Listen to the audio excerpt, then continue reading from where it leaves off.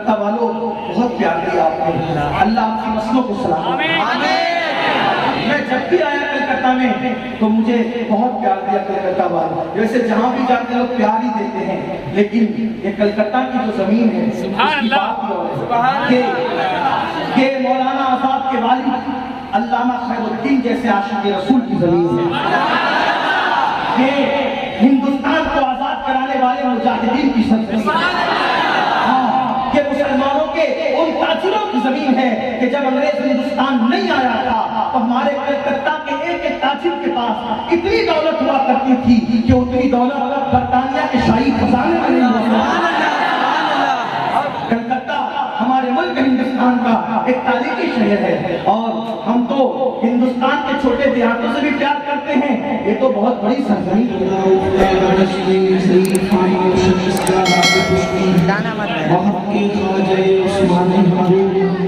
مدد کن یا قوم یتیم چشتی، مدد کن یا قوم یتیم چشتی، مدد کن یا قوم یتیم چشتی۔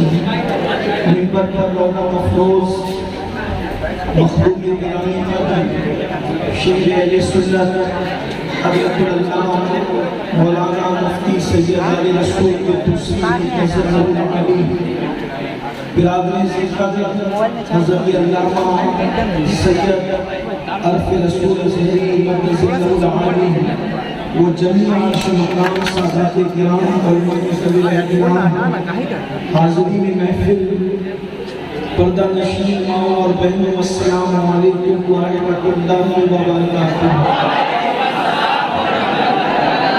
انتہائی احترام و قدر کے ساتھ اپنے اور ساری کائنات کے مرکز عقیدت انیس بے قصہ چار سازے درد مندہ ہم غریبوں کے غمگسار فقیروں کے سرور شہریار حکم تاجدار قدر توبہ ہمارے شفاعت شب اسرا کے دھولا نوشے بزم جنت دانائے سبل مولائے کل ختم الرسل خسرو اقربا سیاہ نامکاں وجہ کن فقام درد اللہ المقوم سر اللہ المخزون آمین پاکانا وما یقوم آبو مل انبیاء جانو دل اسفیاء مطلع ہر سعادت مقتع ہر سیادت خلاصہ کائنات فخر موجودات حضور مد مجتبہ محمد مصطفیٰ ارواحنا فدا صلی اللہ تعالیٰ علیہ وآلہ وسلم وبارک وسلم کی بارگاہ بے کس پناہ میں جس طریقے سے کڑاؤں بلند آواز کے میرے ساتھ مل کر پڑھیں الصلاة والسلام علیکہ یا رسول اللہ، الصلاة والسلام علیکہ یا نبی اللہ، الصلاة والسلام علیکہ یا حبیب اللہ، وعلا آلک واصحابک یا نور اللہ، صلی اللہ تعالی علیہ وسلم۔ پھر کے گلی گلی تباہ ٹھوکریں سب دکھائیں کیوں، پھر کے گلی گلی تباہ ٹھوکریں سب دکھائیں کیوں، دل کو جو عمر دے خدا تیری گلی سے جائے کیوں، رخصت قافلہ کا شور گشتے ہمیں اٹھائے کیوں، سوتے ہیں ان کے سائے میں کوئی ہمیں جگائے کیوں، وہ جو نہ تھے تو کچھ نہ تھا، وہ جو نہ ہو تو کچھ نہ ہو، جان ہے وہ جہان کی، جان ہے تو جہان ہے تو رضا نرا ستم، جرموں پہ گر نہ جائیں ہم، کوئی بجائے سوزے غم، سازے طرب بجائے کیوں، پھر کے گلی گلی تباہ ٹھوکریں سب کی کھائیں کیوں، دل کو جو عقل دے خدا تیری گلی سے جائیں کیوں۔ آج کی یہ محفل پیغام رسول صلی اللہ علیہ وآلہ وسلم کے حوالے سے انعقاد پذیر ہے کہ اللہ کے حبیب صلی اللہ علیہ وآلہ وسلم جو دانائے سبل ہے، جو مولائے کل ہے، جو فخر رسول ہے، انہوں نے کیا پیغام پیش فرمایا، وہ کیا پیغام لے کر آئے تھے اور ان کے پیغام سے دنیا میں کیسا انقلاب آیا۔ یاد رکھیں حضور علیہ السلام کے پیغام کی اہمیت اس وقت تک ہمیں سمجھ میں نہیں آ سکتی جب تک کہ حضور اکرم صلی اللہ علیہ وآلہ وسلم کی آمد سے پہلے کے حالات آپ کی نگاہوں کے سامنے نہ ہو۔ جب آپ تاریخ کا مطالعہ کریں گے تو پتہ چلے گا کہ جب اللہ کے حبیب ہم سب کے آقا و مولا خاتم النبیین قائد المرسلین صلی اللہ علیہ وآلہ وسلم جب تک اس دنیا میں تشریف نہ لائے تھے تو اس وقت تک اس دنیا کے حالات کیا تھے۔ پھر حضور علیہ السلام نے اپنا پیغام پیش کیا تو دنیا میں انقلاب کیسے آیا۔ یقیناً مجھے آپ کی بے چینی اور ماحول کی گرمی کا احساس ہے، اس لیے میں بہت جلدی اپنی گفتگو کو آگے بڑھانے کی سعادت حاصل کروں گا۔ ایک نظر تھوڑا سنجیدگی کے ساتھ آقا علیہ السلام کی آمد سے پہلے کے حالات پر ڈالتے ہیں، پھر حضور کے پیغام کی اہمیت سمجھ میں آئے گی۔ اللہ کے رسول علیہ السلام جس زمین پر تشریف لائے وہ زمین سب سے بنجر زمین تھی۔ اس زمین کا حال یہ ہے کہ وہاں پودے نہیں اگا کرتے تھے۔ اس زمین کا حال یہ ہے وہاں پر نہریں نہیں تھی۔ اس زمین کا حال یہ ہے وہاں پر کھیت اور باغات نہیں تھے۔ اس زمین کا حال یہ ہے کہ اس زمین پر جیسے زمین سخت تھی ویسے انسان بھی سخت تھے، جیسے زمین پتھر کی تھی ویسے انسان بھی پتھر دل تھے۔ وہاں محبتوں کا نام و نشان نہ تھا، وہاں ہزاروں سال بیت چکے تھے، اللہ کا کوئی نبی نہیں آیا تھا، کوئی فرشتہ اللہ کا نہیں آیا تھا، کوئی اللہ تبارک و تعالیٰ کی طرف سے ان کو سنوارنے والا نمائندہ نہیں آیا تھا۔ اس لیے وہ قوم اتنی بگڑ چکی تھی کہ اس قوم کا حال یہ تھا جب ان کے گھر میں کوئی بچی پیدا ہوتی تو وہ اپنی بچی کو اپنے ہاتھ سے زندہ دفن کر دیا کرتے تھے۔ اللہ اکبر، آپ ایک جملے کو یاد رکھیں گے، اس کے بعد پھر حضور کے پیغام کی اہمیت سمجھ میں آئے گی۔ اللہ اکبر، وہ اپنے ہاتھوں سے اپنی بیٹی کو زندہ دفن کرتے تھے۔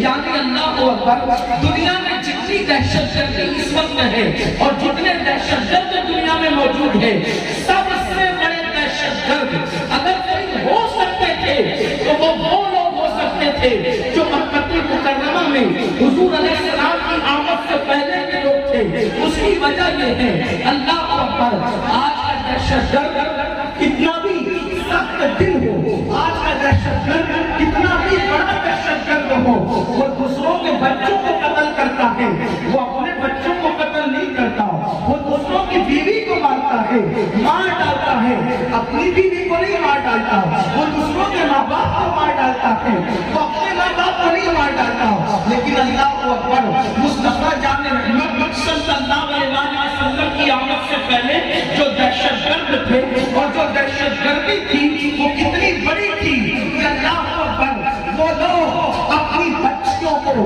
اپنے ہاتھوں سے زمین میں زندہ دفن کر دیتے تھے۔ کتنے سخت دل لوگ تھے وہ، اللہ اکبر، کہ بچیوں کو زندہ دفن کرتے، کمزور بچوں کو پہاڑی پر لے جا کر کے پھینکتے اور کہتے کہ زمین پر کمزور کو جینے کا حق نہیں ہے۔ وہ لوگ اپنی ماؤں کے ساتھ بھی زنا کرنے میں نہیں چکتے تھے، جانوروں کے ساتھ بدکاریاں کرتے تھے۔ ان میں کے بہت سارے لوگ، اللہ اکبر، میرے آقا علیہ السلام کے پیارے دیوانوں، کمزوروں کا مال کھا جانا عیب نہیں سمجھا جاتا تھا۔ کعبۃ اللہ کا طواف وہ ننگے ہو کر کیا کرتے تھے، اللہ اکبر۔ اور دنیا کے حالات کیا تھے، اللہ اللہ، شوہر کی چتا پر بیوہ کو زندہ جلا دیا جاتا تھا۔ کئی سالوں تک تو ہمارے یہاں بھی یہ رسم موجود رہی، ملک ہندوستان میں لوگ تہذیب سے آری تھے، لوگوں کا جسم زمین پہ بھاری تھا۔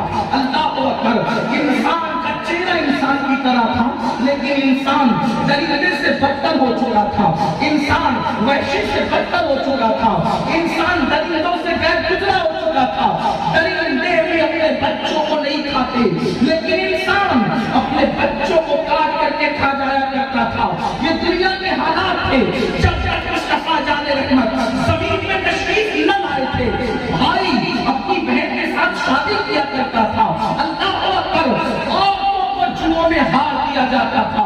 یہی ہندوستان کی سرزمین ہے, یہاں کی تاریخ ہے. اللہ اکبر, عورتوں کو جوا میں ہارا جاتا تھا. ایک عورت کے ساتھ 5 مردوں کا نکاح کیا جاتا تھا. یہ دنیا کی تاریخ ہے. جب تک میرے آقا تشریف لائے تھے, آپ کی قدرت کو اپنے مظلوم بندوں پر, بلکہ بندوں کی مظلومیت پر, انسان کی انسانیت پر یاد آیا. میرے اللہ نے پھر اپنے آخری نبی, امت کے تاجدار, کائنات کے سربراہ, انبیاء کے قائدین, انبیاء کے قائد, قائد انبیاء, سرور انبیاء, نبی الانبیاء, سرور انبیاء, نبیوں کے نبی, تاجداروں کے تاجدار,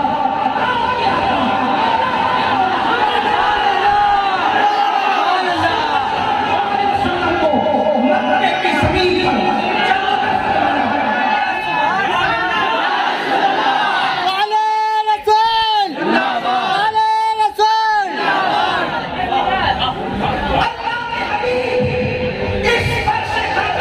پر تشریف لائے.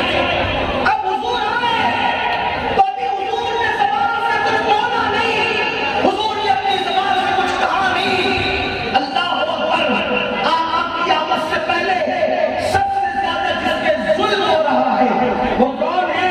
اس کو عورت کہتے ہیں. عورتوں پہ ظلم زیادہ ہو رہا تھا. قربان جائیں, حضور دنیا میں تشریف لاتے ہیں اور اس کے بعد آپ کا چچا ابو لہب, اس کی قمیص آ کر کے کہتی ہے, ابو لہب مبارک ہو, آپ کے گھر بھتیجا آیا ہے, آپ کے بھائی عبداللہ جو دنیا سے رخصت ہو چکے, ان کی بیوہ کو بیٹا آیا ہے. ابو لہب نے سنا, اس خوشی میں اپنی انگلی کے اشارے سے کہا, تو نے مجھے خوشخبری سنائی, جا میں نے تجھے آزاد کیا. ابو لہب نے کہا, جا میں نے تجھے آزاد کیا. ابو لہب کی قمیص آزاد ہو گئی. رسول اللہ نے آ کے دنیا کو بتایا کہ میں نے سب سے پہلے کہا جو دنیا میں آ کے کیا یہ عورت قمیص تھی, میں نے اس کو آزاد. سبحان اللہ, سبحان اللہ.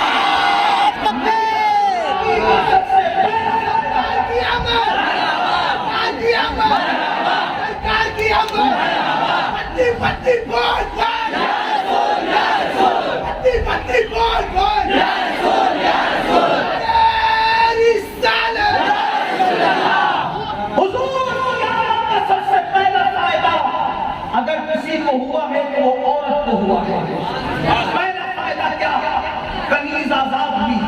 نمبر 2, اس سے پہلا فائدہ آپ گنا سکتے ہیں کہ بیواؤں کو حقیر سمجھا جاتا تھا, ودواؤں کو ذلیل سمجھا جاتا تھا, بیواؤں کو منحوس سمجھا جاتا تھا.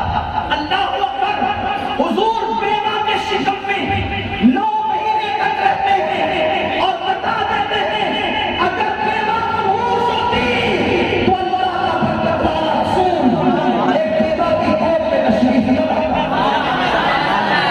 حضور علیہ السلام و تسلیم نے بتایا کہ بیوہ یہ وہ پیغام ہے جو زبان کھولنے سے پہلے حضور دے رہے ہیں. ایک عورت کی عزت بتائی, بیوہ کا مقام بتایا. میں بتانا چاہتا ہوں, پوچھنا چاہتا ہوں, لے آؤ کوئی ایسی سہاگن, لے آؤ کوئی ایسی سہاگن جو میرے نبی کی بیوہ ماں کی چوٹیوں کا مقابلہ کر سکے. اس لیے کہ کسی کی ماں دوست کو جنم دیتی ہے, کسی کی ماں کتب ابطال کو جنم دیتی ہے, کسی کی ماں صحابی کو جنم دیتی ہے. آمنہ وہ ہے جس نے محبوب خدا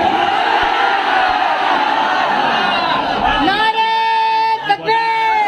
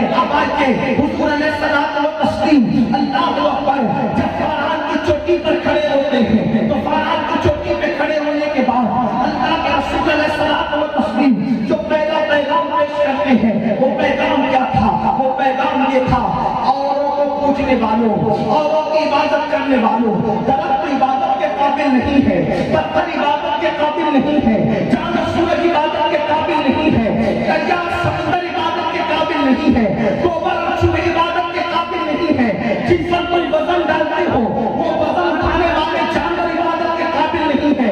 اے انسان تیری پیشانی اس قدر رذیل نہیں، اے انسان تیری پیشانی اتنی ذلیل نہیں، اے انسان تیری پیشانی اتنی غیر گزری نہیں کہ وہ جانوروں کے آگے جھکے، وہ پتھروں کے آگے جھکے، وہ درختوں کے آگے جھکے۔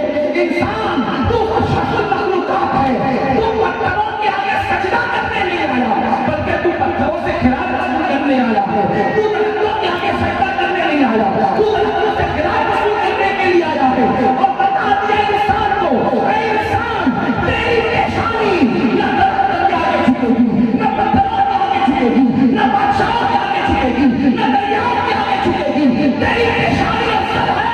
تو اے خدا وحدہ شریک کی بات جیسا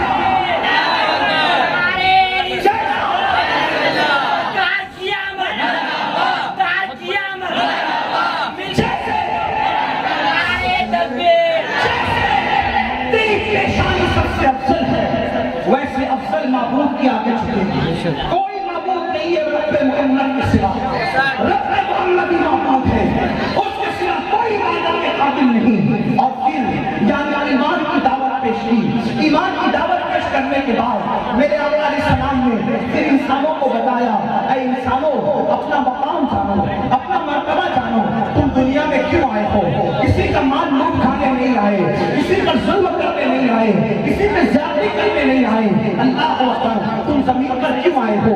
درد دل کے واسطے پیدا کیا انسان کو، ورنہ عبادت کے لیے کچھ کم نہ تھے کرو بیان۔ حضور علیہ السلام نے جو زبان سے کہا وہ زبان سے کہا، حضور علیہ السلام نے زبان سے کہنے سے زیادہ حضور نے اپنے کردار سے کہا، کیونکہ زبان سے حضور علیہ السلام صرف 23 سال کہتے رہے، لیکن حضور علیہ السلام نے اپنے کردار سے 63 سال تک انسان کو دعوت دی۔ بڑے معذرت کے ساتھ پیغام رسول کانفرنس کرنے والے میرے جوان پورے جذبات کے ساتھ تو آیا ہے، میرے بھائی سن رہا ہے، لیکن بڑی معذرت سب سے زیادہ اگر رسول اللہ کے پیغام کی کوئی بے عزتی کر رہا ہے، کوئی بے حرمتی کر رہا ہے، نبی کے پیغام کو اگر کوئی پامال کر رہا ہے تو یہی میرا مسلمان ہے، وہ سب کے پیغام پہ توجہ دیتا ہے لیکن نبی کے پیغام پہ توجہ نہیں دیتا۔ آئیے جلدی جلدی چلتے ہیں، حضور نے کیا پیغام دیا؟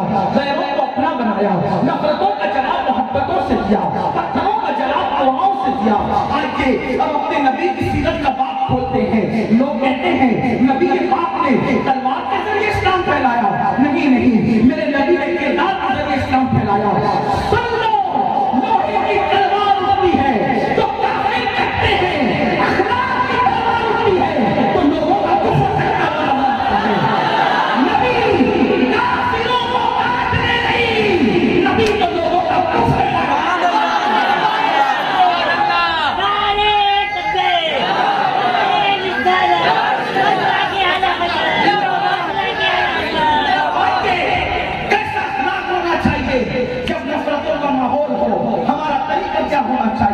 تاریخ کا ایک واقعہ میں اپنے جوانوں کی نظر کرنا چاہتا ہوں۔ پتا نہیں مورخ نے کہاں تک انصاف کیا ہے، لیکن تاریخ کے واقعہ موجود ہے۔ میں اپنے الفاظ کے جامع میں اپنے جوانوں کی نظر کرنا چاہتا ہوں، لیکن اس سے پہلے میری ایک گزارش ہے کہ پروگرام جو ہے وہ ریکارڈ ہو رہا ہے۔ اگر ہر آدمی اپنے موبائل میں پروگرام ریکارڈ کرے گا تو آپ کی توجہ موبائل پر رہے گی، آپ کی توجہ تقریر کی طرف نہ رہے گی، اور ہوگا کیا؟ آپ ریکارڈ کر لو گے لیکن آپ تقریر سے محروم ہو جاؤ گے۔ میرے عزیز، جب نبی کا ذکر ہو تو سراپا ادب بن جاؤ، جب نبی کا تذکرہ ہو تو مکمل ادب بن جاؤ، جب رسول اللہ کا ذکر ہو ادب کے اندر ڈوب جاؤ، اس لیے کہ ہزاروں سال کی عبادتوں سے وہ نہیں ملتا جو ادب کی وجہ سے اس کا زیادہ ہو رہا ہے، اب اس کا زیادہ چھڑ رہا ہے، جس کا ذکر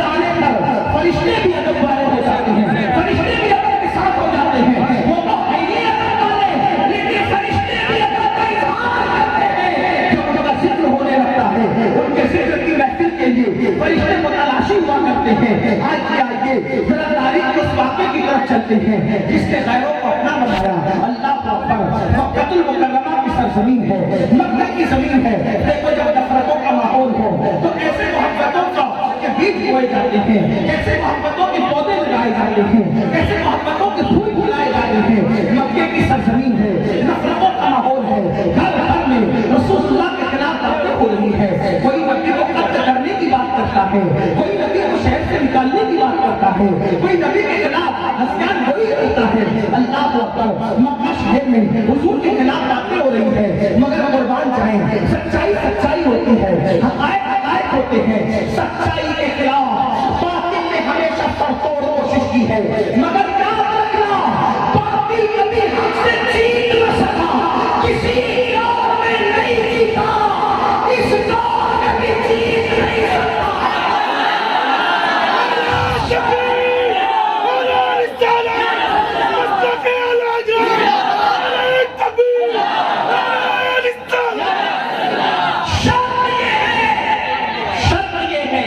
کہ حق اپنی پوری آب و تاب کے ساتھ رونما ہوا. مکے کی زمین باتیں خلاف ہو رہی, ہمیشہ حق کے خلاف لوگ بکواس کرتے رہے, لیکن حضور نے اپنا کام جاری رکھا. حضور جیسے حسن میں بے مثال تھے, علم میں بے مثال تھے, تقویٰ میں بے مثال تھے, پرہیزگاری میں بے مثال تھے, نظافت میں بے مثال تھے, طہارت میں بے مثال تھے, تکلم میں بے مثال تھے, تبسم میں بے مثال تھے, کرام ناس فرمانے میں بے مثال تھے. ویسے میرے آقا اخلاق میں بھی بے مثال تھے. ان کے اخلاق کو قرآن کہتا ہے وَإِنَّكَ لَعَلَىٰ خُلُقٍ عَظِيمٍ. اے محبوب, ہم نے آپ کو خلق عظیم عطا کیا ہے. میرے آقا شام کا وقت ہے, نفرتوں کا ماحول ہے, شام کا وقت ہے. حضور اپنے گھر تشریف لے جا رہے ہیں. میرے آقا کریم اپنے گھر شام کے وقت تشریف لے جا رہے ہیں. شام کا وقت انسان کو گھر جانے میں جلدی ہوتی ہے. آپ بھی کلکتہ شہر میں رہتے ہیں, جب کام سے دن بھر کام سے چھوٹتے ہیں تو سوچتے ہیں چلو شام ہو گئی, جلدی سے گھر پہنچے, بچوں سے ملے, آرام کریں, کھانا کھائیں, دوسری مصروفیات رہتی ہے. شام کا وقت ایسے لوگوں کے لوٹنے کا ہوتا ہے جیسے پرندے اپنے گھونسلوں کی طرف لوٹتے ہیں, بلکہ پرندے بھی شام ہی کو اپنے گھونسلوں کی طرف لوٹتے ہیں. اللہ اکبر. شام کا وقت ہے, مکے والے جلدی جلدی اپنے گھروں کو لوٹ جانا چاہتے ہیں. اللہ میرے آقا مصطفیٰ کریم رؤوف الرحیم صلی اللہ علیہ وسلم بھی کرام ناز کرتے ہوئے مکہ المکرمہ میں اپنے گھر کی طرف لوٹ رہے ہیں. ایسے میں دیکھا ایک بوڑھی عورت ہے جو پریشان نظری سے کسی کا انتظار کر رہی ہے. پریشان نظری کا مطلب کیا, ادھر دیکھا ادھر دیکھا ادھر دیکھا. ایسا لگتا ہے نا کوئی آنے والا ہو. مثال کے طور پر محفل سج چکی تھی, بیانات ہو رہے تھے, نعتیں ہو رہی تھی, لیکن شیر اہل سنت کا انتظار تھا تو مریدین کبھی دائیں دیکھتے تھے, کبھی بائیں دیکھتے تھے, کبھی ادھر دیکھتے تھے. یعنی پریشان نظری سے کوئی آنے والا ہے. جب کسی کا انتظار ہو, کسی کو ڈھونڈا جائے, کسی کو تلاش کیا جائے تو انسان پریشان نظری سے کسی نہ کسی کو دیکھتا ہے. اس کو دیکھ کر پتا چلتا ہے کسی کا انتظار ہے, کسی کا انتظار ہے. ایک بڑھیا ہے, بڑی خاتون ہے, پریشان نظری سے ادھر چکر مکر دیکھ رہی ہے. قربان جائے مصطفیٰ جان رحمت کی نگاہ اس بوڑھی عورت پر پڑتی ہے جو چکر مکر دیکھ رہی تھی پریشان نظری سے. میرے آقا اس بڑھیا کے پاس پہنچے جو کسی کی منتظر تھی, کسی کا انتظار کر رہی تھی. آقا نے فرمایا مائی کس کا انتظار کر رہی ہو, انتظار کس کا ہو رہا ہے؟ اس بڑھیا نے کہا اے جوان, میں ایک بوڑھی عورت ہوں, بیوہ ہو چکی ہوں, لاولد ہوں, میرے پاس کوئی اولاد نہیں ہے. اے جوان میرے پاس کوئی اولاد نہیں, میں بیوہ عورت ہوں, بوڑھی ہو گئی ہوں, میرا گھر نہیں چلتا, تو میں اپنا گھر چلانے کے لیے, خود کا پیٹ پالنے کے لیے کچھ سامان لے کر بازار آ جاتی ہوں. صبح سے شام تک بازار میں چیزیں بیچتی ہوں اور شام کو سامان بیچ کر اپنے گھر چلی جاتی ہوں. لیکن اے بیٹا, اے جوان, میرا سامان آج بکا نہیں, جیسا کہ ویسا رہ گیا. ایک تو پیسے نہیں آئے, دوسرا سامان رہنے کی وجہ سے اب بڑھاپا اس بات کی اجازت نہیں دیتا کہ میں اس کو اٹھا کر لے جاؤں, کیونکہ میں اٹھا نہیں سکتی. اب آگے بڑھنے سے پہلے ایک بات آپ کو بتا دوں. اللہ اکبر. ایک بوڑھی عورت کو حضور نے دیکھا کہ وہ کسی کا انتظار کر رہی ہے. اس کا مذہب نہیں پوچھا, اس کا رشتہ نہیں پوچھا, اس کا علاقہ نہیں پوچھا, اس کا بڑھاپا دیکھ کر، اس کی مشکل دیکھ کر، اس کی مصیبت دیکھ کر حضور اس کے پاس تشریف لے آئے۔ لیکن آج ہمیں کیا ہو گیا ہے؟ آج جب ہم بوڑھوں کو دیکھتے تو ان کی مزہ لیتے ہیں، بوڑھوں کو دیکھتے تو ان کا مذاق کرتے ہیں۔ اگر آج سب سے زیادہ پنگل کسی کی اڑائی جاتی ہے تو سماج میں بوڑھوں کی اڑائی جاتی ہے۔ اگر چچا بوڑھا ہو جائے بھتیجے مزہ لے رہے ہیں، باپ بوڑھا ہو جائے وہ بچے مزہ لے رہے ہیں، دادا بوڑھا ہو جائے پوتے اس کے پاس سے بھاگ رہے ہیں۔ آپ نے بوڑھوں کو سمجھا کیا ہے؟ بوڑھوں کا مطلب آپ کے سماج میں نہیں ہے گھر کا کچرا۔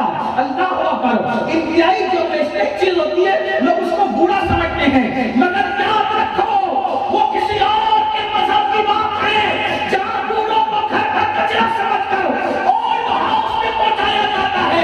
یہ مذہب اسلام ہے، یہ پیغام رسول ہے۔ اللہ کے رسول فرماتے ہیں جس نے بوڑھے کی تعظیم کی گویا اس نے اللہ کی تعظیم کی۔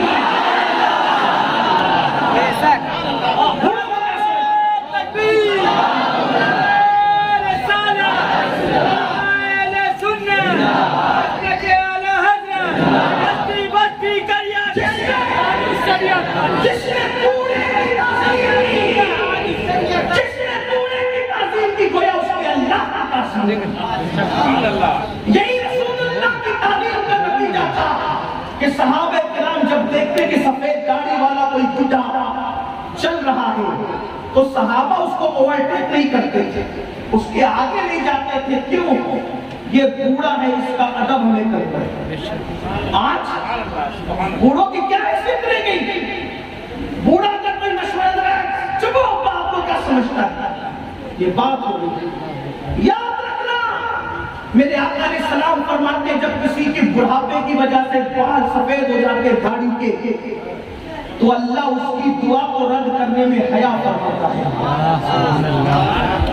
جب کوئی اسلام میں بوڑھا ہو جاتا ہے، بوڑھا کمزور ہو جاتا ہے تو اللہ فرشتوں سے کہتا ہے فرشتوں میرا یہ بندہ بوڑھا ہو گیا، اب یہ گناہ کرے تو اس کا گناہ مت دکھا کرو۔ بوڑھوں کا یہ مقام ہے، بوڑھوں کا احترام ہے۔ میرے آقا فرماتے ہیں جو اللہ اور یوم آخرت پر ایمان رکھتا ہے اس کو چاہیے کہ وہ بوڑھوں کی تعظیم کرے، بوڑھوں کا احترام کرے۔ بوڑھے کھڑے ہو تو تم بیٹھ نہیں سکتے، بوڑھوں کے آگے جا نہیں سکتے، بوڑھوں کو جھڑک نہیں سکتے۔ اب بتاؤ جب عام بوڑھوں کا یہ ادب ہے، اگر ماں باپ بوڑھے ہو جائے تو ان کے ادب کا عالم کیا؟ لیکن یہ بات بھی اپنے جوانوں سے بڑی معذرت کے ساتھ کروں گا اس لیے کہ لوگوں کو سچی باتیں کڑوی لگتی ہے، لیکن ہم اپنے ماں باپ کا کیا ادب کریں گے؟ ہم تو اپنے پیروں کا ہاتھ چھونے کے لیے ایک دوسرے کو مار دھاڑ تک کر لیتے ہیں۔ ابھی مقرر کو دیکھنے کے لیے اتنی تڑپ ہے کہ وہ اس کو ڈھکیل رہا ہے، وہ اس کو۔ میں آپ کے جذبے کو سلام کرتا ہوں کہ آپ کو مقرر کو دیکھنے سے پیار اتنا ہے، محبت اتنی ہے جتنا مقرر کو دیکھنے کے لیے بے چینی ہے، کیا اتنا اپنے ماں باپ کو دیکھنے کے لیے بے چینی ہوتی ہے؟ مقرر کو دیکھنے سے کیا ملے گا؟ زیادہ سے زیادہ ثواب مل سکتا ہے، لیکن ماں باپ کا چہرہ دیکھو، ماں باپ کا چہرہ دیکھو۔ اللہ کے رسول سچے نبی نے فرمایا اللہ تمہیں مقبول حج کا ثواب عطا فرمائے۔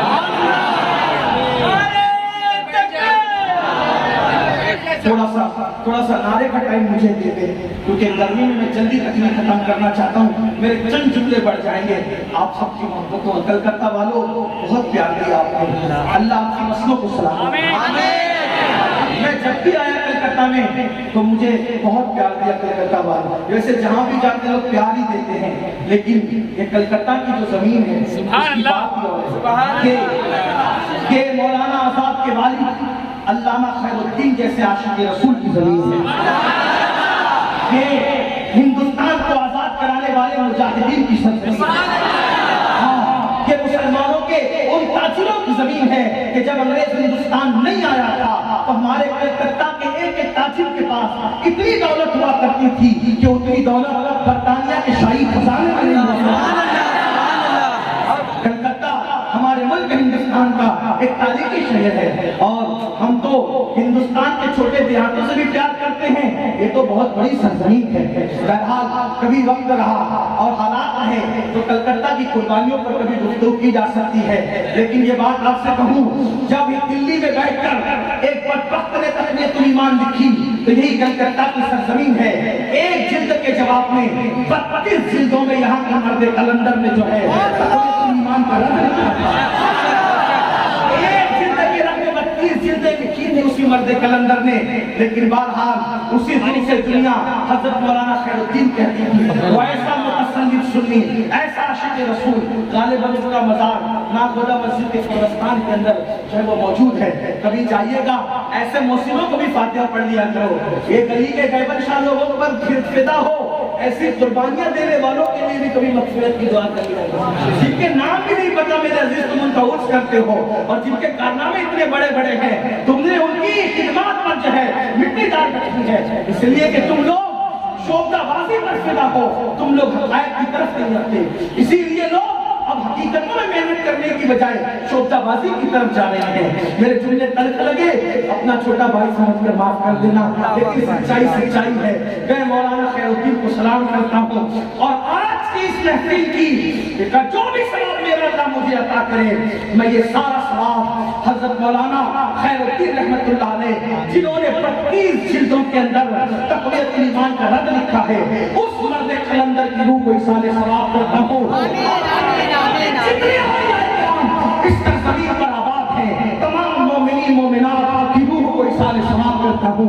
میں ان کے مزار مقدس پر تو نہیں جا سکوں گا اس وقت، لیکن ان کی بارگاہ میں خیرات کا نذرانہ ضرور پیش کروں گا. اس لیے کہ علامہ عارف رسول سے پوچھو 10 صفحات کی کتاب خود لکھنا کتنا مشکل ہوتا ہے، 32 جلدوں میں تقویت ایمان کا رد لکھنا مصطفیٰ جان رحمت کی فضیلت میں کتنی بڑی بات ہے، کیسے مجاہدہ نہ کارنامہ ہے. بہرحال تو سے یہ کر رہا تھا میرے بھائی، آپ خطیب کو دیکھنے کے لیے بے چین ہے، آپ سید کو دیکھنے کے لیے بے چین ہے، آپ پیر کو دیکھنے کے لیے بے چین ہے. لیکن میں آپ سے کہتا ہوں دیکھو سید کو بھی دیکھو، عالم کو بھی دیکھو، خطیب کو بھی دیکھو، پیر کو بھی دیکھو، لیکن ہاتھ چومنے والوں جب تم اپنے ماں باپ کے بھی ہاتھ چومتے ہو، اگر اپنے ماں باپ کے ہاتھ چومتے ہو تو تمہاری جوتیوں کا گازہ، تمہاری جوتیوں کا گرد و غبار میرے چہرے کا غازہ حسن ہے. لیکن اگر ماں باپ کو ٹوٹی بوٹا کہہ کر، ماں باپ کو ڈاکٹر ڈاکٹر کہہ کر کبھی دلی آ گئے، کوئی بہار سے کلکتہ آیا، کوئی جھارکھنڈ سے کلکتہ آیا، کوئی کسی دیہات سے کلکتہ آیا، کلکتہ میں آ کر بس گئے، مالدار بن گئے، دوستوں کو فون کر رہے ہیں، سالیوں کو فون کر رہے ہیں، سالوں کو فون کر رہے ہیں، یاروں کو فون کر رہے ہیں، بلکہ کبھی کبھی جن سے ناجائز تعلقات ہیں ان لڑکیوں سے اور عورتوں سے بھی گھنٹوں بات کر رہے ہیں. بوڑھی ماں آنچل سنبھالے بیٹھی ہے، میرے منوا کا فون تو آ جائے، میرے بچے کا فون تو آ جائے. بولو بتاؤ اپنے بابا کو فون کرتے ہو، ان کی دعائیں لیتے ہو؟ یاد رکھنا میرے عزیز، اے میری قوم کے جوان، اگر پوری امت مل کر، پوری قوم مل کر تیرے لیے دعا کرے اور اکیلے تیری ماں تیرے لیے بد دعا کرے تو اللہ پوری قوم کی دعا کو رد کر دے گا اور تیری ماں کی بد دعا کو قبول کر لے گا.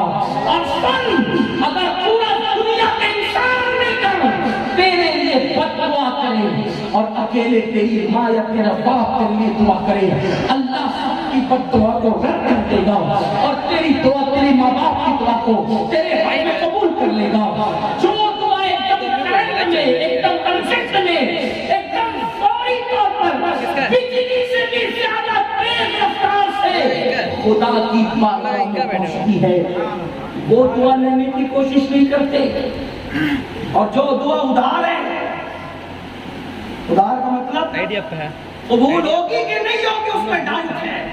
ادھار کوئی ہوتا ہے نا ملے گا کہ نہیں ملے گا، ہے نا؟ وہ ڈاؤٹ فل دعائیں جس میں کوئی خلوص نہیں، کوئی اخلاص نہیں، ان دعاؤں کے پیچھے بھاگ رہے ہو، ظاہری چمکدار کے پیچھے بھاگ رہے ہو.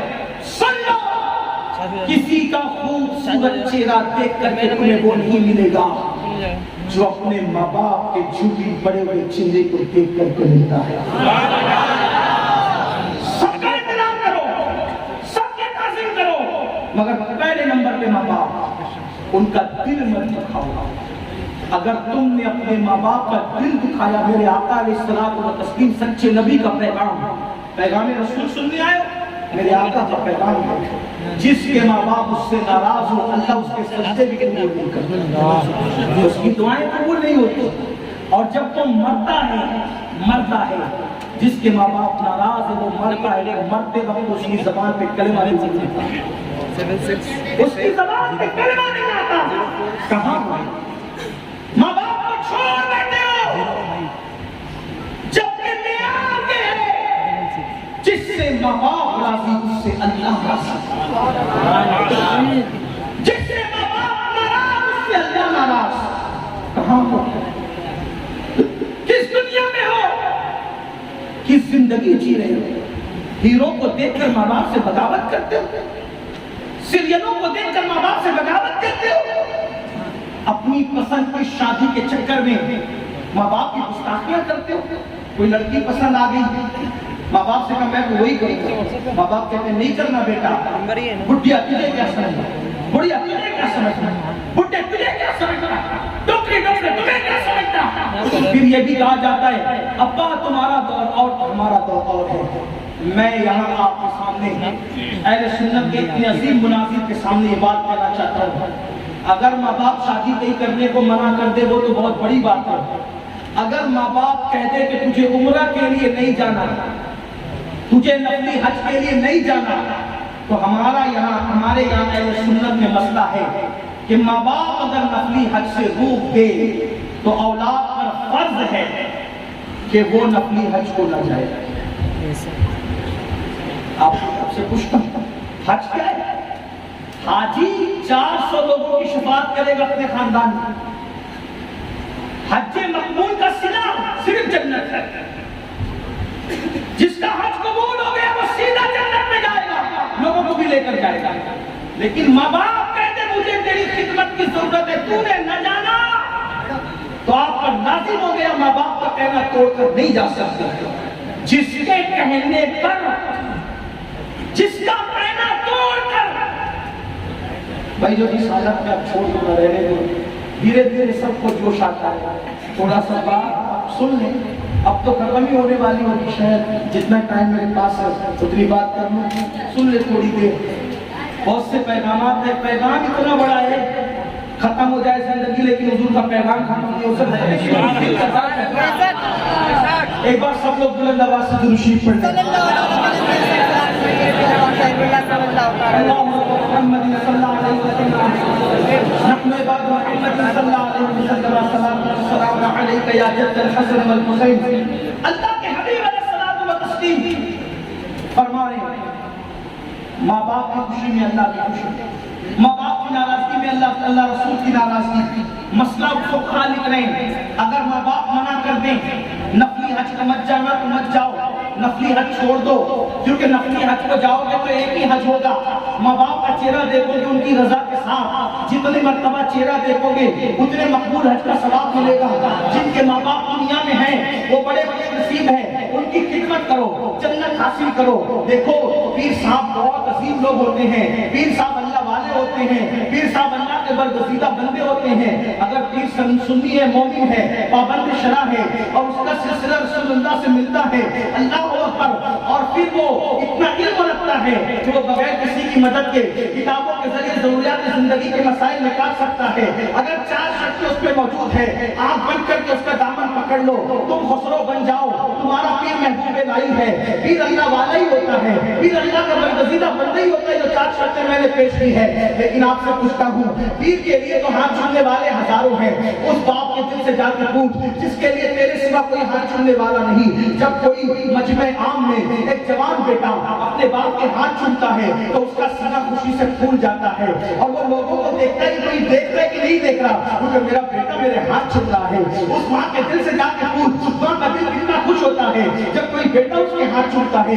میرے عزیز جب اپنے گھر سے نکلا کرو تو ماں باپ کے ہاتھ چھوڑ کے نکلا کرو، کتنی بڑی مصیبت ہوگی وہ آنے سے پہلے ٹل جائے گی۔ یہ رسول اللہ کا پیغام ہے، یاد رکھنا۔ آج تم ماں باپ کی ناقدری کر رہے ہو، آج ہم ماں باپ کی ناقدری کر رہے ہیں، ماں باپ کی اہمیت جانو۔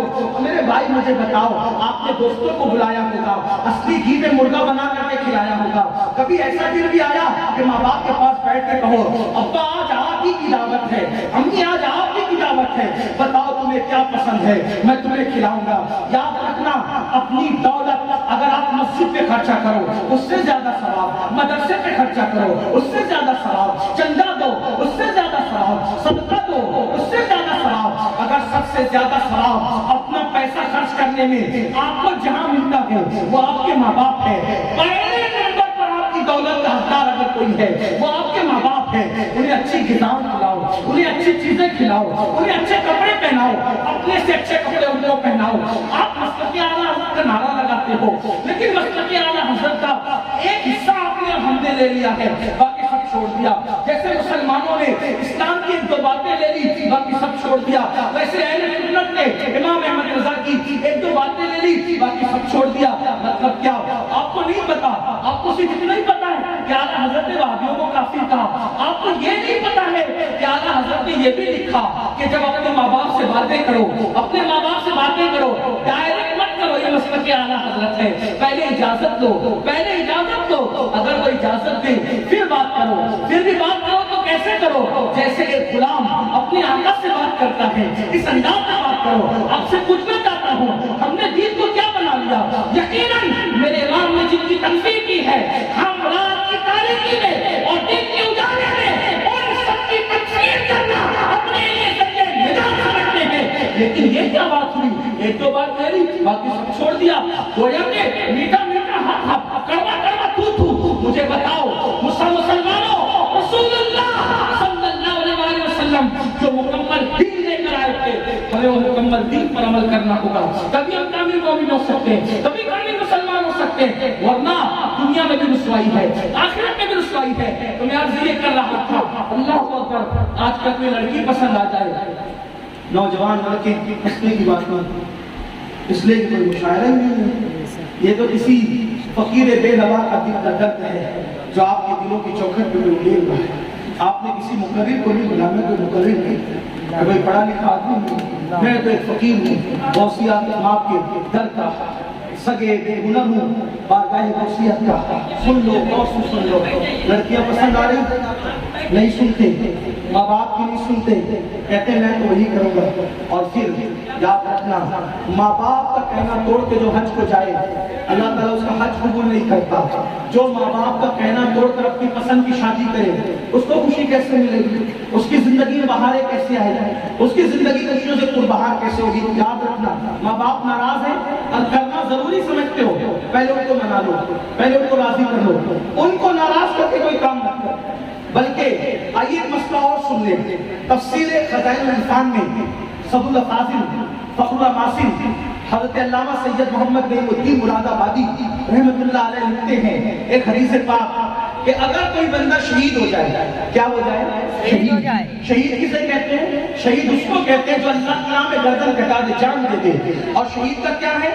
شہید کا خون کا پہلا قطرہ, شہید کے خون کا پہلا قطرہ جب زمین پہ گرتا ہے, شہید کے خون کا پہلا قطرہ جب زمین پہ گرتا ہے, اس کے سارے گناہ معاف ہو جاتے ہیں اور وہ اللہ کا دیدار کرتا ہے. خدا کا دیدار کرتے کرتے وہ دنیا سے جاتے ہیں. شہید کا مقام ہے. یہ خزائن العرفان میں نہیں لکھا, یہ میں نے بیان کیا. خزائن العرفان میں جو لکھا وہ یہ ہے کہ علامہ نعیم الدین مراد آبادی یہ لکھتے حدیث پاک, اگر کوئی بندہ شہید ہو جائے, یہ رسول اللہ کی حدیث ہے, علامہ نعیم الدین صاحب نے لکھا, کیا کوئی بندہ شہید ہو جائے, اللہ کی راہ میں کٹ جائے, شہید ہو جائے, اگر اس کی ماں یا اس کا باپ اس سے ناراض ہے تو وہ شہید ہو کر بھی جنت میں نہیں جائے گا. شہید ہو کر بھی وہ جنت میں نہیں جائے گا اگر ماں یا باپ دونوں میں سے کوئی ایک ناراض ہے تو. لیکن چونکہ شہید ہے تو شہید ہونے کی وجہ سے وہ جہنم میں بھی نہیں جائے گا. جنت اور جہنم کے درمیان ایک مقام ہے جس کو مقام آراف کہتے ہیں. نہ وہاں جہنم کی طرح عذاب ہے, نہ جنت کی طرح نعمتیں ہیں, اس کو بیچ میں رکھا جائے گا مقام آراف میں. اور جب تک اس کے ماں باپ راضی نہیں ہو جائے, شہادت کے بعد بھی اس کو جنت نہیں ملے گی. اب اس سے بڑی بات کیا کریں کہ ماں باپ ناراض ہو تو شہادت کے بعد بھی جنت نہیں ملتی, اور لوگ ماں باپ کو ناراض کر کے مسجد بنا کے جنت ڈھونڈ لیں, مدرسے بنا کے جنت ڈھونڈ لیں, حکیم صاحب کے ہاتھ چھو کے جنت ڈھونڈ لیں.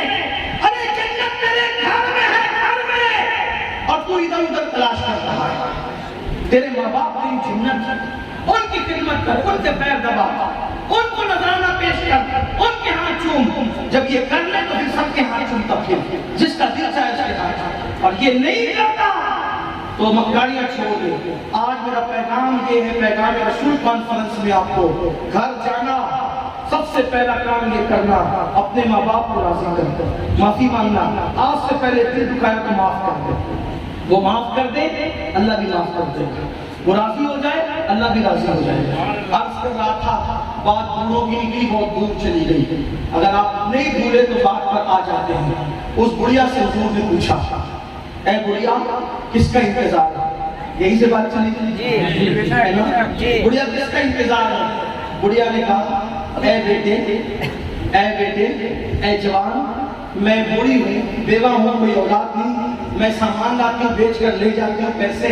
آج سامان بکا نہیں, پیسے آئے نہیں, نہ پیسے آئے, وزن اتنا ہے کہ اٹھا کے جا نہیں سکتی. کسی کو ڈھونڈ رہی ہوں کوئی مزدور جو میرا سامان اٹھائے, کسی کو ڈھونڈ رہی ہوں کوئی مزدور میرا سامان اٹھائے. میرے آقا نے فرمایا مائی کوئی بات نہیں, لا تیرا سامان میں اٹھا دوں, لا تیرا سامان میں اٹھا دوں. میرے آقا نے اس کا سامان اٹھایا, اٹھا کر بڑھیا آگے چلی. رسول اللہ اس کے پیچھے چلے.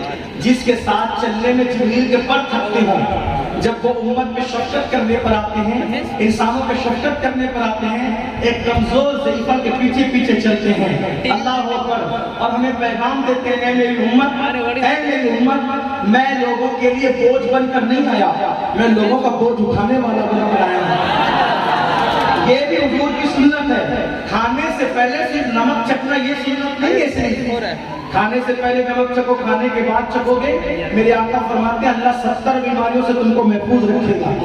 لیکن یہی سنت نہیں ہے, کسی کا بوجھ اٹھانا یہ بھی سنت ہے. اور کس کا بوجھ اٹھانا؟ اس کے گھر میں پہنچے, اس کا سامان رکھا.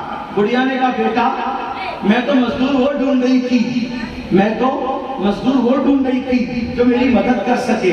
میرے پاس پیسے نہیں ہیں دینے کے لیے, مزدوری دینے کے لیے کچھ بکا ہی نہیں, پیسے ہی نہیں ہیں, کہاں سے دوں؟ میرے آقا نے مسکرا کے کہا اماں جی اگر آپ کے پاس مزدوری دینے کو پیسے نہیں تو بتا دوں, میں بھی کوئی مزدور نہیں ہوں, میں کوئی مزدور آدمی نہیں ہوں, صرف انسانیت کے ناطے میں نے تمہارا یہ کام کر دیا ہے.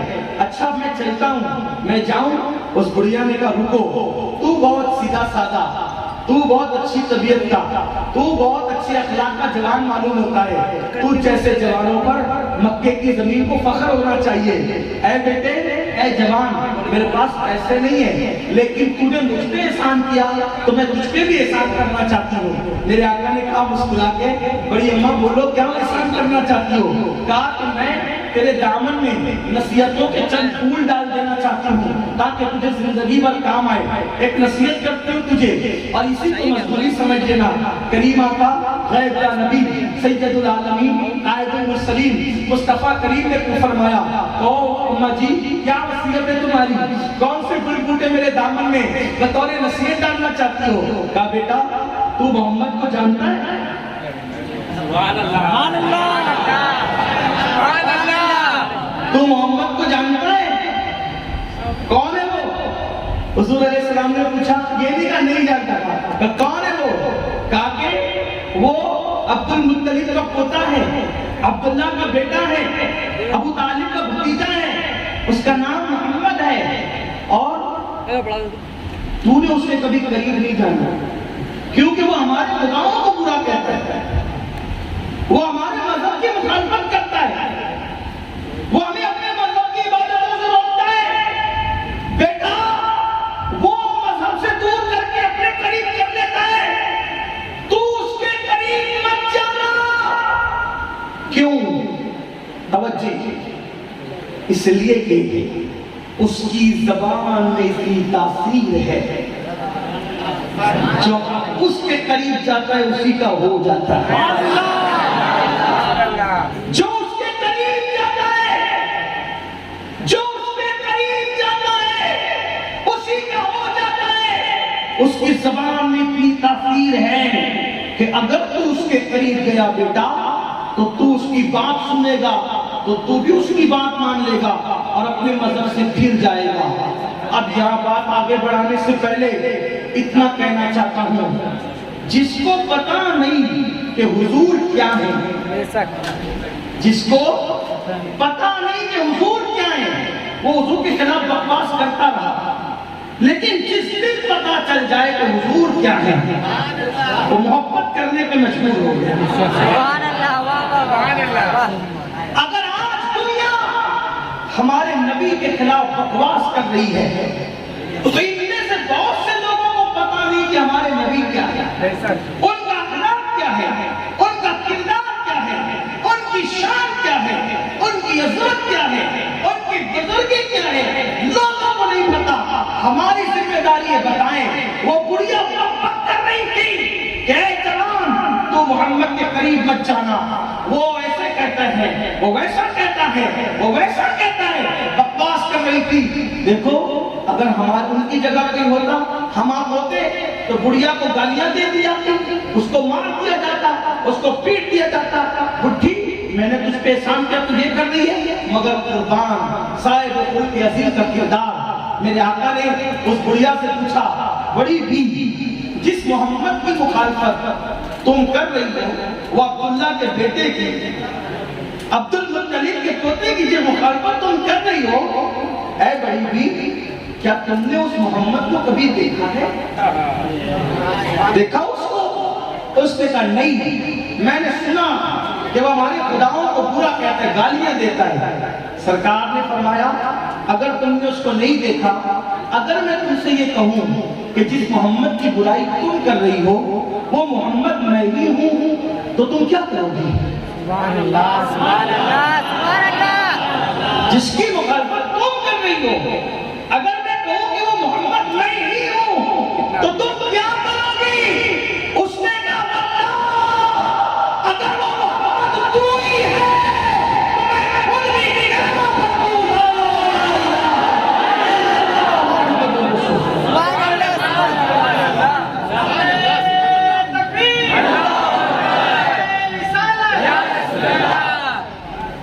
یہ حضور کی زندگی ہے، یہ میرے آقا اسلام کی زندگی ہے۔ اب آپ مجھے بتاؤ ہمیں کیا ہو گیا؟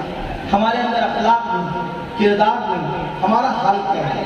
اگر کسی گاڑی ہماری گاڑی سے ٹکرا جائے ہم اس کو گالی دیتے ہیں، جبکہ فرمایا گیا سرکار غریب نواز فرماتے جو کسی مومن کو گالی دے جب وہ مرے گا تو ڈر ہے کہ کافر ہو کے مرے گا۔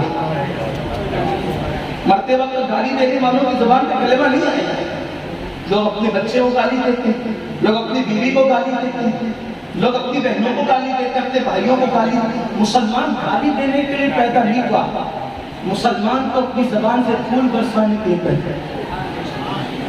اللہ کے رسول نے ہمیں یہی پیغام دیا، انسان بن کے جیو۔ آج دیکھو مسلمانوں کے محلے میں جاؤ آسانی سے پہچان دو کہ مسلمانوں کا محلہ کون سا ہے۔ سب سے زیادہ کچرا جس محلے میں ہوگا مسلمانوں کا محلہ، بدبو آ رہی ہوگی مسلمانوں کا محلہ، ننگے بچے کھیل رہے ہوگے مسلمانوں کا محلہ، عورتیں کمر پہ دوپٹے باندھ کر پانی بھر رہی ہوگی مسلمانوں کا محلہ، ہنڈے سے ایک دوسرے کو مارا ماری کر رہی ہوگی مسلمانوں کا محلہ۔ یہ سب ہے کیا؟ رات کے 3 بجے تک کے جہاں ہول ہپڑ مچا ہوگا مسلمانوں کا محلہ۔ آپ سے پوچھتا ہوں ایک وقت وہ تھا کہ جب لوگ گھر ڈھونڈتے تھے تو مسلمانوں کے محلوں میں ڈھونڈتے تھے، غیر مسلم تلاش کرتے تھے کہ مسلمانوں کے محلے میں گھر کون سا بک رہا ہے۔ کیوں؟ ان کو پتا تھا سب سے زیادہ صاف صفائی اگر کسی محلے میں ہوگی تو مسلمانوں کے محلے میں، کیونکہ ان کے نبی کا فرمان ہے۔ کیا فرمان ہے؟ کہ صفائی آدھا ایمان ہے۔ جس مذہب میں صفائی کو آدھا ایمان قرار دیا گیا ان لوگوں کے گھر بھی گندے، ان کے محلے بھی گندے، ان کے کپڑے بھی گندے، بس گندا ہی گندا سب چیز، دل بھی گندا، بغض سے، کینے سے، حسد سے، یہی سب حال ہے۔ ہم نے کون سے رسول اللہ کے پیغام پہ عمل کیا؟ ہم نے سب پیغام کو تو نظر انداز کیا، اسی لیے دنیا میں ذلیل کر رہی ہے، رسوا کر رہی ہے۔ آئیے آخری بات آج کی محفل کی کریں اور اپنی گفتگو کو مکمل کریں۔ آج ہم لوگ سب سے زیادہ اگر ظلم کر رہے ہیں، ہم لوگ اگر آج سب سے زیادہ ظلم کر رہے ہیں، کس پہ کر رہے ہیں بتائیں؟ اپنے مذہب پر، مذہب اسلام پہ ظلم کر رہے ہیں۔ آپ کہیں گے مذہب اسلام پہ کیسے ظلم کر رہے ہیں؟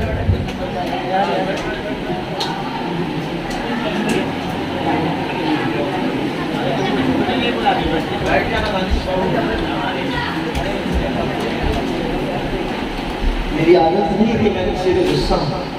آپ اس سے زیادہ بھی شور کرو گے تو میں غصہ نہیں ہوگا. لیکن ایک بات یاد رکھیے گا کہ جب ایک مرتبہ کہہ دیا گیا کہ جو جہاں ہے اس کو وہیں رہنے دیں، اگر آپ بار بار ایسے کرو گے تو گفتگو ختم ہو جائے گا. وجہ اس کی یہ ہے کہ جب حضور کا ذکر ہو تو آپ کو سراپا ادب بننا چاہیے. اگر آپ میرے صبر پہ امتحان لینا چاہیں تو آپ لے سکتے ہیں، میں غصے میں نہیں ہوں. میں بیان ختم کر سکتا ہوں لیکن غصے میں نہیں ہوں. وجہ یہ ہے کہ رسول اللہ کی میرے آقا کی محفل ہے، میں اس میں کبھی غصے کا اظہار نہیں کرتا. لیکن آپ کو بھی اتنا سمجھنا چاہیے کہ جب ایک بات کہہ دیا گیا کہ گفتگو ختم ہونے کے قریب ہے، جو جہاں اس کو رہنے دیں، جو کھڑے ان کو کھڑے رہنے دیں، جو بیٹھے ان کو بیٹھے رہنے دیں. لیکن ہم ایسا نہیں کرتے. ہر آدمی اپنی موجودگی کا احساس دلانا چاہتا ہے کہ میں بھی موجود ہوں. اگر ایسے ہی ہوگا کہ ہر آدمی اپنی موجودگی کا اور بڑی معذرت کے ساتھ منتظمین اس موقع پر کبھی کبھی بہت زیادہ غیر ذمہ داری کا اظہار کرتے ہیں. وہ ایسا سمجھتے ہیں کہ یہ محفل سارے ہمارے بلاوے پر آئی ہے. میرے بھائی نہ آپ کے بلاوے پر نہ میرے بلاوے پر، یہ مدینے والے کی محفل ہے. اپنی انتظام کے اللہ کا ظاہر خیر عطا فرمائے. لیکن آپ کو سمجھے تو ٹھیک ہے، آپ جب تک انتظام کرتے جب حضور کے غلام آ گئے ان کو حضور پہ چھوڑ دو. کس حالت میں ویسے رہنے دو. ایک بار کوشش صلی اللہ علیہ رب صلی وسلم دائما ابدا علی حبیبک خیر الخلق کلہم. سب سے زیادہ اگر ظلم، آخری بات سب سے زیادہ ظلم اگر آج ہم کر رہے ہیں اپنے مذہب کی طرف، مطلب کہ جو مذہب غالب ہونے کے لیے آیا تھا، آج ہم اس مذہب کی تعلیمات سے کوسوں اتنا دور ہو گئے کہ دور دور تک توجہ کرنا ہے. یہ رسول اللہ کا پیغام اختتام پر آپ کو دیے جا رہا ہوں. ایسا گھر جا کے سوچنا، ذرا سوچو. ہم مسلمان ہیں، الحمدللہ مسلمان ہیں. بولو الحمدللہ. الحمدللہ. مسلمان کون؟ اسلام کا ماننے والا. آپ اور ہم سب، میں بھی اور آپ بھی، ذرا ڈھونڈو تو ہماری زندگی میں اسلام کہاں ہے. ہماری زندگی میں ہم مسلمان ہیں نا، تو زندگی میں کیا ملنا چاہیے؟ اسلام ملنا چاہیے. ہماری زندگی میں اسلام کہاں ہے؟ کہاں ہے اسلام؟ ڈھونڈو. ہم صبح اٹھتے ہیں تب ہماری زندگی میں اسلام ہے. ہم ناشتہ کرتے ہیں تب ہماری زندگی میں اسلام ہے. ہم غسل کرتے ہیں تب ہماری زندگی میں اسلام ہے.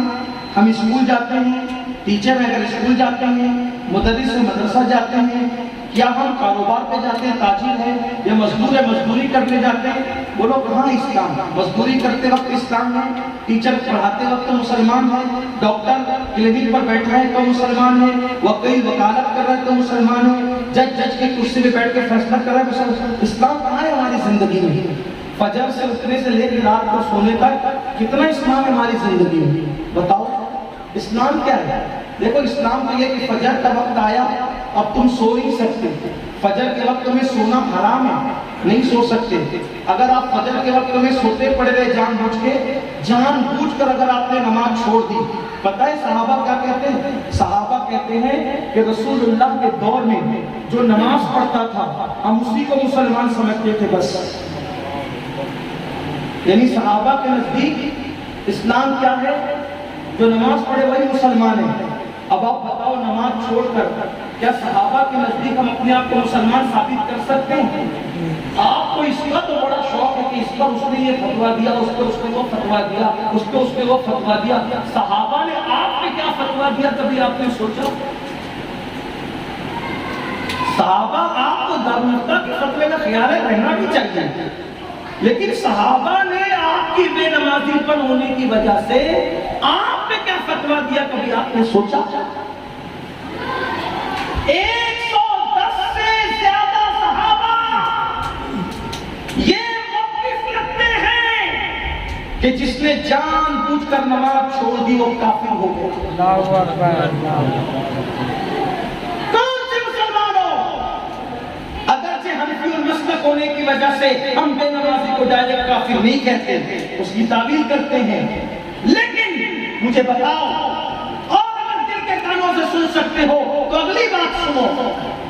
ترۃ الناصحین کے مصنف لکھتے ہیں دل کے کان سے سننا.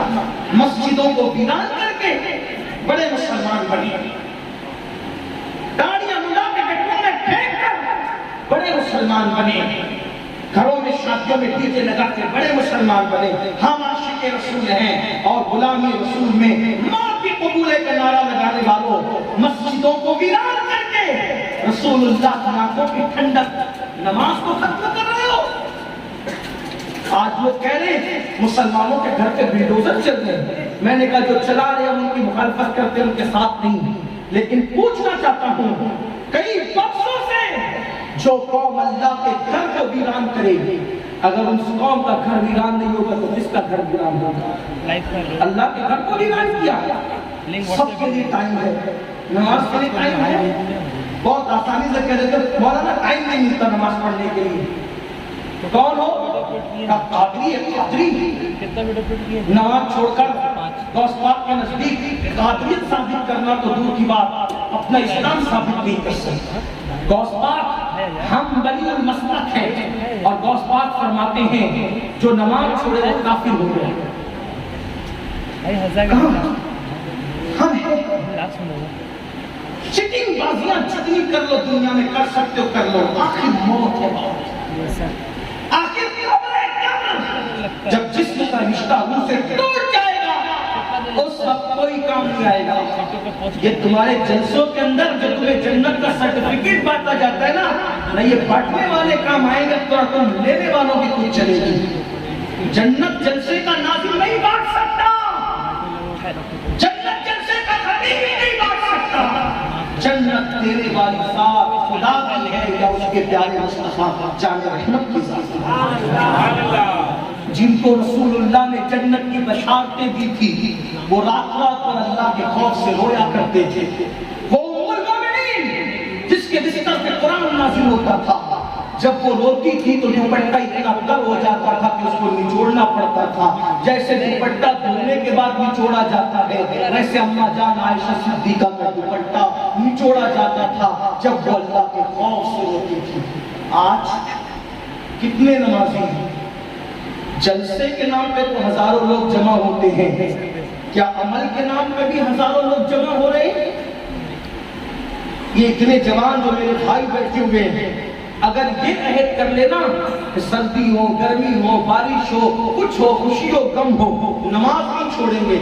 دیکھو کیسے انقلاب آتا ہے. اور میرے بھائی میں آپ سے کہتا ہوں میرے جانے کے بعد میرے بارے میں جو چاہے وہ کہہ لے, لیکن آپ کو میں صحیح کہتا ہوں نماز چھوڑ کر اگر تم مسلمان ہونے کا خواب دیکھ رہے ہو تو تم اپنا برا چاہ جاؤ.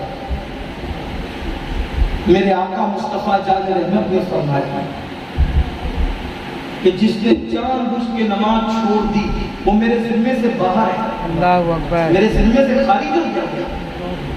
حضور کے دامن کرم سے نکال دیا گیا اس کو, اس کے ساتھ میرا کوئی وعدہ نہیں ہے. اور آپ کہتے ہو کہ حضور ہمیں جنت میں لے جائیں گے, بالکل لے جائیں گے, میرا عقیدہ ہے. لیکن اللہ کے رسول علیہ السلام نے کیا فرمایا؟ حضرت ابو ہریرہ سے کہا ابو ہریرہ کبھی کسی بے نمازی کی صحبت میں بھی مت بیٹھا کرنا. حضور نے حضرت ابو ہریرہ جیسے صحابی سے کہا بے نمازی کی صحبت میں مت بیٹھنا, کیونکہ آسمان سے بے نمازی کے اوپر لعنت برستی ہے. جو بے نمازی کے ساتھ بیٹھتا ہے اس لعنت کا اثر اس پر بھی ہوتی ہے. اللہ کے رسول علیہ السلام نے اپنے صحابہ سے کہا, بات آگے بڑھا سکتا ہوں؟ جی حضرت, جی حضرت. اپنے صحابہ نے کہا اے میرے صحابہ اللہ سے دعا کرو کہ اللہ تمہیں بدبخت نہ کرے, اللہ تمہیں محروم نہ کرے, اللہ تمہیں بدبخت نہ کرے, تمہیں محروم نہ کرے, اللہ سے دعا کرو. آقا نے فرمایا کیا تم مجھ سے پوچھو گے نہیں کہ بدبخت کون ہوتا ہے, محروم کون ہوتا ہے؟ صحابہ نے پوچھا یا رسول اللہ بدبخت کون ہے, محروم کون ہے؟ تو آقا نے فرمایا جو جان بوجھ کے نماز چھوڑ دے وہ بدبخت بھی ہے وہ محروم بھی. آؤ جو آخری بات کہنے چلا تو اس کو سن لو پھر بات ختم کرتا ہوں. ایک مرتبہ رسول اللہ کے ظاہری دور میں ایک دیہات میں ایک شخص کا انتقال ہو گیا. آپ بھی مریں گے، میں بھی مروں گا. کوئی جلدی مرے کوئی لیٹ مرے گا، لیکن موت سب کو آنا ہے. موت سے کوئی بچ. اور یہ بھی میرے آقا نے فرمایا مرتے وقت سب سے زیادہ اگر کسی کو تکلیف ہوتی ہے تو بے نمازی کو.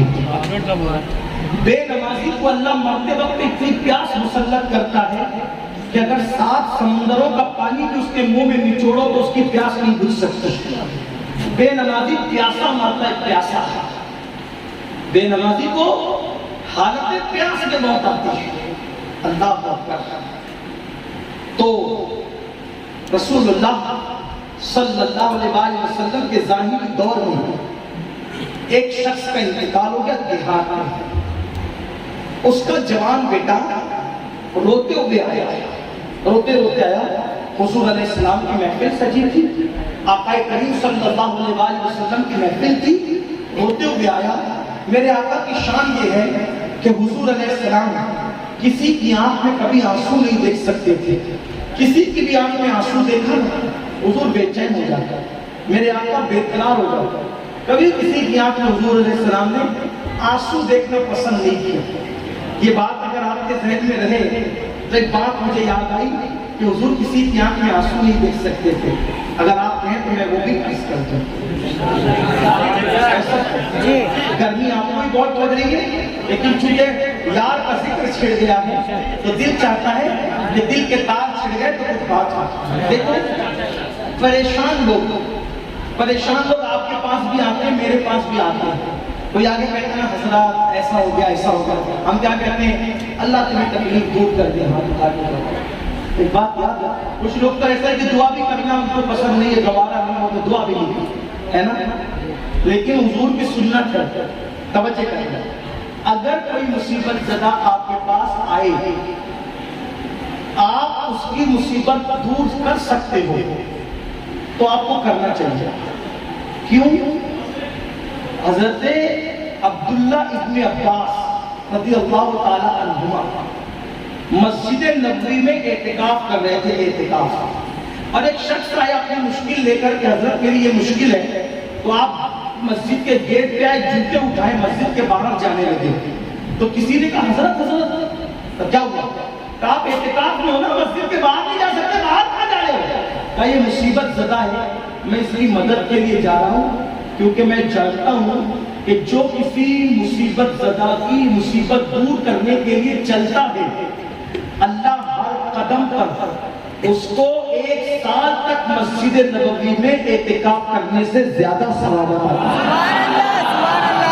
ہر قدم پر. اس لیے میں اعتکاف توڑ رہا ہوں، پھر قضا کر لوں گا، لیکن اس کی مصیبت دور کرنے کے لیے میں اس کے ساتھ چلنے کا یہ ثواب ہے. اور فرمایا میرے آقا علیہ السلام نے اگر زمین پر کسی جنتی کو دیکھنا ہے تو اس کا چہرہ دیکھو. لوگ مصیبت میں جس کے گھر جا کے اس سے مدد طلب کرتے ہیں اور وہ اس کی مصیبتوں کو دور کرتا ہے. ایسا بندہ مجھے زمین پہ جنتی ہے. لوگ آئے مصیبت کے لیے تو مدد کر دیا کرو اگر کر سکتے ہو تو. آج کل لوگ سیلفسٹ ہو گئے، خود غرض ہو گئے. اب وہ چیز نہیں رہی مدد کا معاملہ. ارے چھوڑو یار، اب تو لوگ میت میں بھی نہیں جاتے، بلکہ میت میں بھی امیر اور غریب دیکھ کر جاتے ہیں، رشتہ دار اور پرایا دیکھ کے جاتے ہیں. اگر دیکھو کسی کی میت میں بھیڑ ہے تو سمجھ لینا کہ کسی امیر شہر کا انتقال ہوا. اور جہاں کاندھا دینے والوں کی بھی قلت ہے تو سمجھ جاؤ کہ کوئی غریب بن گیا. یہ میتوں کو بھی، جنازوں کو بھی امیر اور غریب نے بدل دیا. کیا لوگ ہو گئے. دین کیا ہے اور کہاں پہنچ گئے. اور کہا ہم مسلمان ہیں. میں نے کہا جس دن مسلمان بنے گا اس دن یہ دن نہیں دیکھتے. مسلمانوں کو مسلمان بننے کی ضرورت ہے. بہرحال ایک غریب صحابی، بلکہ غریب کیا وہ مالدار ہی تھے لیکن تھے مصیبت میں، مشکل میں. ان کا نام تھا حضرت جابر بن عبداللہ انصاری.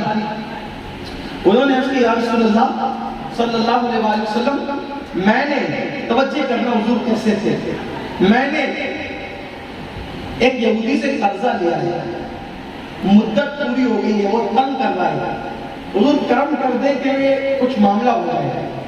اب یہودی قرضہ مسلمان نے لیا، صحابی رسول نے، مدت پوری ہو گئی، آپ کے کہتے ہیں کچھ کرم فرما دیجئے. دو اگر جو بھی سرکار نے کیا کہا پتا ہے؟ چل میں چلتا ہوں تیرے ساتھ، اور اس یہودی سے میں بات کرتا ہوں۔ وہ یہودی کی اوقات کیا تھی، لیکن ایک صحابی کے لیے، ایک مسلمان مصیبت زدہ کے لیے حضور اس یہودی کے گھر تک خود چل کر جا رہے ہیں۔ مجھے بتاؤ کہ ہم یہ کرتے ہیں؟ کبھی ہم نے سوچا بھی یہ کرنے کا؟ پوزیشن والا آدمی تو کبھی بھی نہیں سوچ سکتا، جس کے پیچھے 4 لوگ چلتے ہیں تو کبھی تصور نہیں، فون اٹھا کر فون نہیں کر سکتا وہ کسی کو۔ آقا فرماتے چل میں چلتا ہوں، یہودی کے گھر تک گیا، یہ جابر ہے، اس نے قرضہ لے کہا، وہ کہا کہ کچھ مدت تک اس کی تھوڑی سی ڈھیل دے دو، مدت بڑھا دو، کچھ ٹائم بڑھا دو۔ اس نے کہا پہلے ہی جو مدت تھی وہ گزر گئی، اب میں کوئی مدت نہیں بڑھاؤں گا۔ فرمایا مدت بڑھا دو، اگر بڑھا دو گے یہ نہیں دیں گے تو میں خود ذمہ داری لیتا ہوں اس ٹائم پہ دینے کی، بڑھا دو۔ اس نے کہا میں کچھ نہیں کروں گا، مجھے چاہیے بس چاہیے۔ سرکار واپس تشریف لائے، گھر میں ان کے باپ ہیں، انہوں نے کہا حضور جو کھجوریں دینی تھی نا وہ کھجوریں ابھی پکی نہیں ہے، کیسے دیں گے؟ سرکار علیہ السلام نے 2 رکعت نماز پڑھی، وضو کیا، 2 رکعت نماز پڑھی، لیٹ گئے۔ لیٹ گئے تو حضرت جابر کہتے ہیں میں نے دیکھا دھوپ تھی، دھوپ کی حالت میں درخت کی ٹہنیوں کو میں نے دیکھا کہ ابھی حضور کے قدموں تک دھوپ آتی، درخت کی ٹہنیاں بڑی اور حضور کے قدموں پر سایہ کر دیا۔ حضور علیہ السلام اٹھے، فرمایا یہ درختوں کے پھل کب ٹوٹیں گے؟ کہا حضور اس میں وقت ہے، قرضہ اس ٹائم دینا ہے، کئی طرح۔ سرکار آئے اور پھر حضور علیہ السلام نے پانی دیا، کہا اس کو چھڑکا، اور پھر کہا ٹوکری لے کے میرے ساتھ آ۔ جابر کہتے ہیں حضور علیہ السلام اپنے ہاتھوں سے کھجوریں توڑتے رہے،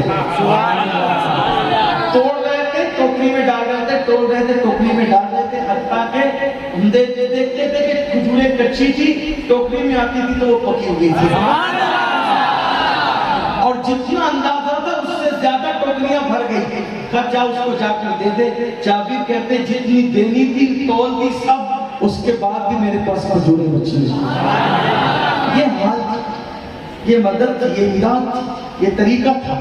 تو بہرحال میں عرض یہ کر رہا تھا کہ حضور کسی کی آنکھ میں کبھی آنسو، ایک دیہاتی آیا روتے روتے جوان، حضور نے پوچھا کیوں رو رہا ہے؟ توجہ کر، کیوں رو رہا ہے؟ اس نے اس کی آقا میرے ابا کا انتقال ہو گیا، میرا ابا مر گیا اور کوئی نہ اس کو غسل دینے والا ہے نہ کفن پہنانے والا ہے۔ میرے آقا نے فرمایا ابو بکر عمر تم دونوں جاؤ اس کے دیہات میں اور تم دونوں غسل دو اور تم دونوں کفن دو۔ اب حضور کے یادوں میں صدیق اکبر جیسا، فاروق اعظم جیسا، دونوں حضور کے وزیر، افضل البشر بعد الانبیاء بالتحقیق سیدنا ابو بکر صدیق، ان کے بعد فاروق اعظم، دونوں یادوں سے کہا شیخین میری بہن سے جاؤ تم غسل دو۔ دونوں دیہات میں پہنچے، جیسے ہی غسل دینے کے لیے چادر ہٹائی اس شخص کے چہرے سے، دیہاتی کے چہرے سے، کیا دیکھا کہ اس کا منہ کالے سور کی طرح، اللہ، اس کا منہ کالے خنزیر کی شکل میں بدل گیا۔ دونوں کو حیرت ہوئی، یہ بات کس میں لکھی ہے؟ آج کل کی کتاب میں نہیں ہے، صدیوں پہلے لکھی پرانی کتاب ہے، اس کا نام ہے درۃ الناصحین۔ یہ ذمہ داری ان پر ہے، انہوں نے لکھی ہے، بات عبرت کی ہے بہت۔ کیا لکھا کہ جیسے ہی چادر ہٹائی دیکھا اس کا منہ جو مر گیا تھا کالے سور کی طرح ہو، خنزیر کی طرح، کالے خنزیر کی طرح۔ جیسی چادر ڈالی کہا کہ بھئی کوئی جاؤ حضور سے عرض کرو کہ وہ تو کالے خنزیر کی طرح ہے، اس کا منہ کیسے غسل دے؟ آقا تشریف لائے، بنفس نفیس آئی، حضور نے دعا کی کہ اللہ اس کا منہ سیدھا کر دے۔ اس کا منہ سیدھا ہوا، پھر اس کو غسل دیا گیا، کفن پہنایا گیا، پھر اس کی نماز جنازہ پڑھی گئی۔ نماز جنازہ کے بعد پھر کسی نے کہا ایک بار ذرا اس کا چہرہ تو دیکھ لیں، پہلے سور کی طرح ہو گیا تھا، ابھی صحیح ہے یا ویسی ہو گیا؟ جیسے چہرہ دیکھا نماز جنازہ کے بعد صاحب درۃ الناصحین لکھتے ہیں کہ اس کا چہرہ پھر کالے سور کی طرح ہوا۔ نماز جنازے کے بعد پھر چہرہ کالے سور کی طرح ہوا۔ صحابہ نے پوچھا یا رسول اللہ اس کا چہرہ بار بار کالے سور کی طرح ہوتا کیسے ہے؟ کیوں ہوتا ہے؟ آقا نے اس کے بیٹے سے پوچھو، اس کے بیٹے کو بلایا، فرمایا سچ بتا تیرا باپ کرتا کیا تھا؟